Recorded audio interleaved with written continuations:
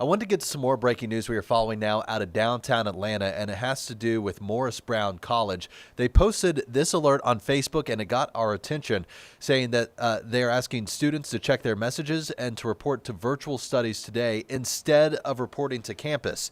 We can tell you that a text went out to students that said, out of an abundance of caution, all students and employees should not report to campus because they are investigating a potential threat to campus. And then we reached out to school officials and were just told the same thing, that the school is under emergency alert after the college, along with other colleges, received a security threat that authorities are still actively investigating. What other colleges, we don't yet know.